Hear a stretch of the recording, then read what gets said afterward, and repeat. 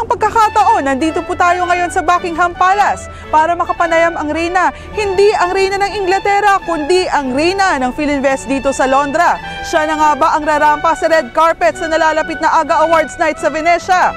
Eksplosibo, eksklusibo ang reyna ng mga SA, Miss Rose Contapay. Yung pakiramdam nyo ngayon na kayo ay top sales assistant. Na winner ba ang feeling? Yes, winner na winner talaga. Hindi ko akalain na matapwan ako sa buong international. Kaya masayang-masaya ako na itaas ang bandera ng London team.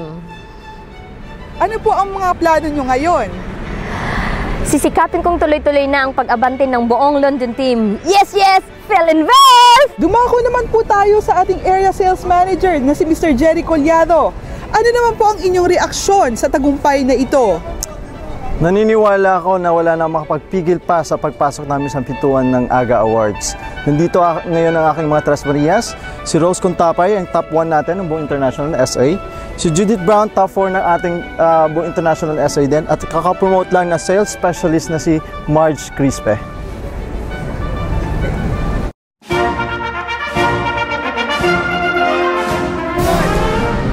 Team, walang atrasan ito. Kaya sigaw natin.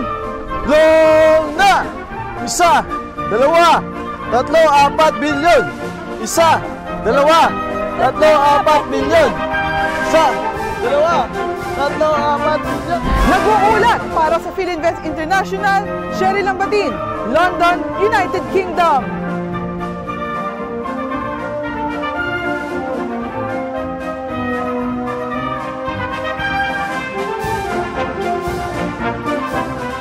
From the top, okay, 3, 2, 1.